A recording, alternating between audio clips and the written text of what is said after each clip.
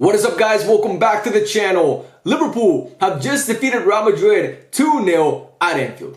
Yet another successful hate watch for us Barca fans. I am so happy right now. I cannot help it, man. I cannot hide it. I love watching Real Madrid lose. I try to be as unbiased as possible on this channel. And Madrid fans, I know there's a lot of you guys that watch my videos and fuck with me, and I appreciate you guys, okay? I really appreciate you guys. I'm sorry for being this happy and this ecstatic this early in the video. I know it's irritating you guys probably, but again, I can't help it. I love watching Madrid lose. And I'm sure it's the same way for you guys. You guys probably love watching Barca lose. That's what makes this such a great rivalry. And this result today, man, Liverpool beating Madrid, it should not have come as a surprise to anybody. I don't care if you're the biggest Madrid fan, the most biased Madrid fan on the planet. I don't think anybody with a functioning brain thought that Madrid was going to go into Anfield today and get a result. Because this Madrid team is not the Madrid team from the past. And by the past, I mean literally 6 months ago when they won the UCL in Wembley. I had to sit here all of last season and talk about Madrid in the UCL and talk about how they always find ways to win. And to see the turnaround, and literally in the same calendar year, to watch that Madrid team and watch this Madrid team that added Kylian Mbappe, and we'll talk about him a little bit later in this video because I have a lot to say about Mbappe. But to watch the contrast of these two teams with the same manager and the same core, it's actually fucking insane. That Madrid team always found a way to win, and this Madrid team always finds a way to lose. It's actually insane. They're sitting 24th in the UCL right now, bro. 24th. They're almost out of the playoff spot. Almost out of the playoff spot. These are the holders of the UCL, the all-time winners, 15-time UCL winners, and they're sitting 24th. They might not even qualify for the next round. Forget top 8. They're not qualifying top 8. That's gone, okay? They're not qualifying in the top 8. But they might not even qualify, period, for the playoff round. What the fuck, man? That's actually insane. They still have Atalanta, who've been one of the best teams in the UCL this season. They still have Salzburg, which is never an easy game. And they still have Brest. They have those three games left. Are we surprised if they collect maybe 2 points out of a possible fucking 9 in those? Because the way they've been playing this season, I don't think anybody would be surprised. Unless they bring in some reinforcements in January. But again, I don't really see that happening. Real Madrid usually don't do that in January. They're not a team that buys, that spends a lot of money in that transfer window. So again, we could be sitting here in a couple months talking about Madrid being out of the UCL entirely. And Europe, honestly, because there's no Europa League anymore to fall back into, which is crazy to me. It's actually insane. And today they didn't play well. And I understand that Madrid have been ravaged by injuries, and today, unfortunately, Camavinga went out with an injury that didn't help, obviously, because he was, in my opinion, their best player in that game up until when he got injured. But again, I think even before the injuries, even before Vini got hurt and Carvajal got hurt and all these guys, Militao got hurt, Madrid weren't playing well. You can't use the injury excuse because they were not playing well. And this same team last year suffered worse injuries, honestly, and they played much better than this. So that to me is not an excuse. I'm not gonna let Real Madrid fans use that as an excuse because again, that's no you still have good enough talent to play better than that. And today, like I said, Liverpool, man, they were just a better team, and like they wanted it more. They wanted it more. You saw them. They were pressing every single minute of that game, trying to win the ball back. I mean, that brand of football that Arne Slot plays, Liverpool fans have just forgotten about Jurgen Klopp. He's arguably their best manager ever. And they forgot about him in the matter of, what, 5 months with Arne Slot? Because this guy has revolutionized that team. Revolutionized Liverpool. It's crazy, man. It's honestly crazy. And yeah, today they lose. Real Madrid lose 2-0. The first goal comes courtesy of Alexis McAllister. A beautiful goal. Connor Bradley today was fantastic, and that pass he placed to McAllister was wonderful. And that shot by McAllister, what a great finish past Courtois, who's a fucking alien, bro. Courtois is the best player on that Madrid team, and it's not even close. They should have lost that game 4 or 5-0 today. Madrid could have easily lost that game by 4 goals, and they didn't because of Thibaut Courtois. And that's been the story for a long time with Madrid. Courtois always seems to bail them out, and today he didn't bail them out obviously because they lost, but he stopped them from conceding a couple more goals in that game because he made so many big saves. So Courtois, he deserves his credit, but again, that goal, Connor Bradley today was fantastic, and that goal from McAllister, a beautiful finish. And the second goal comes courtesy of Cody Gakpo, who came in as a sub obviously for Darwin Núñez, and he's been great this season in my opinion. Gakpo, when he's played, I think he's looked really, really sharp. And that ball was from Andy Robertson, who again was fantastic today. Both of Liverpool's fullbacks were amazing today. And Gakpo's just alone in the box. He's just alone in the box. He just rises above every Madrid player and puts it out and tucks it away beautifully. And yeah, man, to me, obviously Salah missed a penalty as well, so they could have won. They could have scored a third goal. Like Mohamed Salah literally shanked a penalty. What a terrible penalty, by the way, by Mohamed Salah. Both players, Mohamed Salah and Mbappe, arguably the two best players on, like, obviously by name on the pitch. Both missed penalties. But yeah, man, to me, Liverpool today were just a better team. I think Madrid have a team full of individuals right now that don't know how to play together. You know, and it doesn't help they're missing Vini. But again, Vini this season, if you've watched him, has not been that great. Vini played against Lille. And guess what? Madrid lost that game. Vini played against Barcelona. And guess what? Madrid lost that game. Vini played against Milan. And Madrid lost that game. So even if Vini was there, I'm not going to sit here and act like Madrid would have played any better because, again, Vini has not been amazing this season.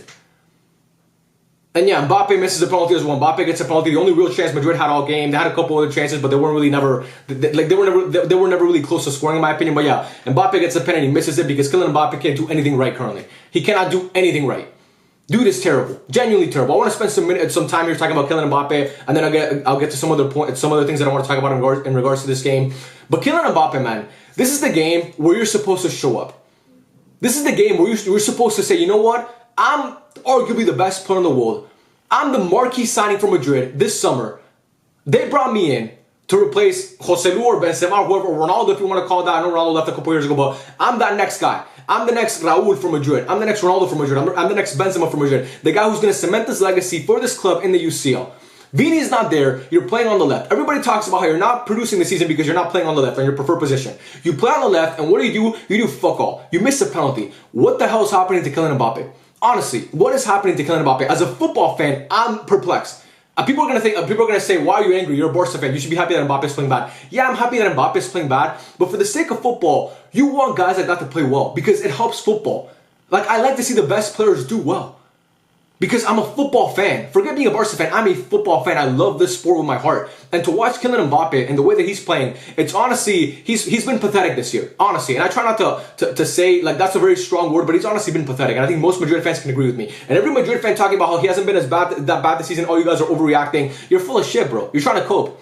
There's no way you can watch this guy who scored a fucking hat-trick in a World Cup final, who has 4 goals in World Cup finals. 4. Scored 1 as a teenager back in 2018 and scored 3 in 2022. And then you see him now, and what the hell is happening to him? Missing penalties, doesn't get involved in the game. Every time he dribbles, it looks at the ball, it's just like, it goes all over the place. He has no close control dribbling. What is happening to Kylian Mbappe? I used to watch this guy for PSG in the UCL dominate teams. I watched him score a hat-trick past Barcelona.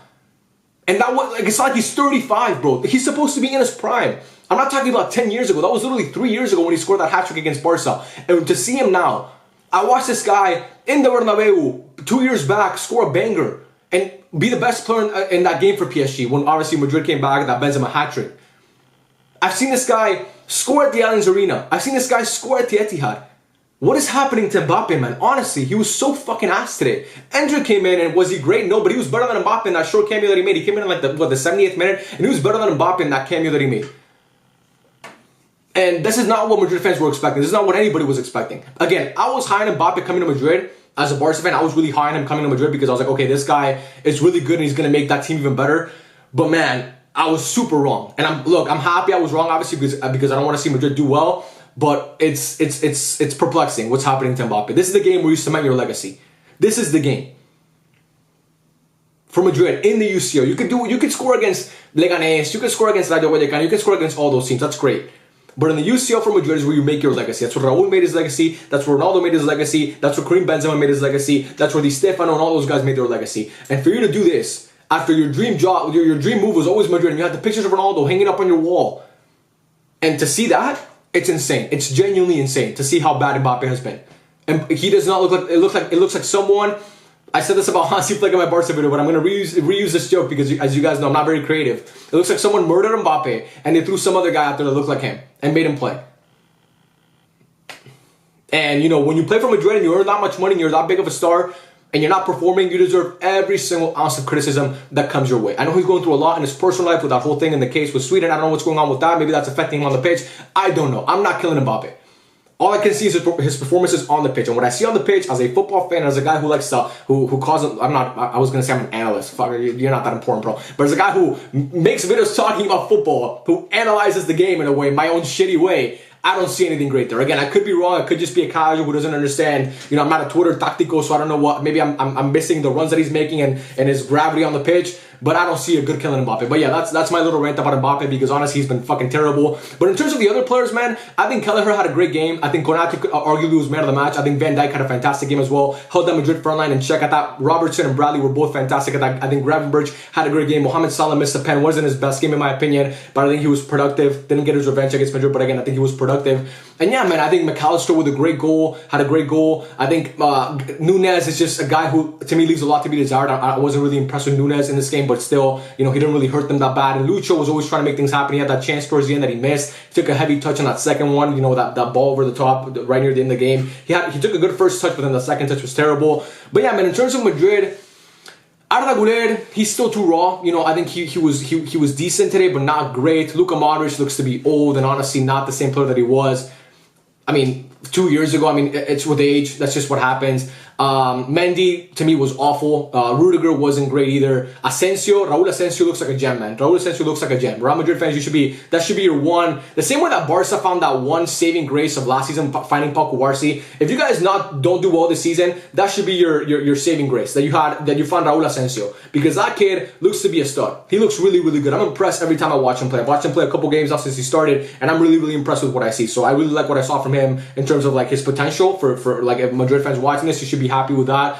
But yeah, Fran Garcia came on. I think he did more in the cameo that he made than fucking Bendy the whole game. Who else am I missing? Bellingham fights for the ball, man. Jude's always fighting for the ball, but he doesn't seem comfortable in this team. He seemed a lot more comfortable last year without a striker and without Mbappe. So maybe it's because he's not playing in his preferred position. I think Bellingham, you can play him anywhere, honestly, from number 9 to number 6, and he will do well. I think his best position is as a number 8, because I think he's so creative. You want him further up the pitch. But again, Bellingham is a guy who can track back. He can do everything, but he doesn't seem comfortable in this team. Brahim Diaz, to me, today was terrible. Ceballos came on. I think he played well when he came on from Madrid. Complained about a foul. That was obviously a foul, so I don't know what the fuck that was about. But yeah, to me, he looked decent.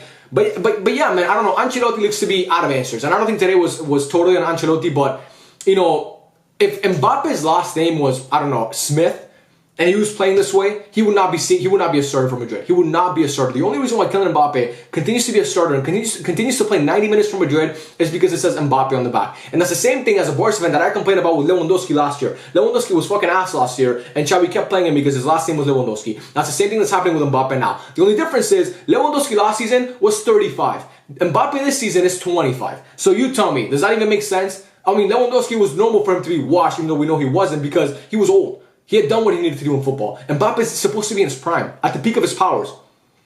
Sorry, my fucking ear itches, man. It hurts like a bitch. But anyway, he's supposed to be at the peak of his powers, and we're seeing these performances week in and week out.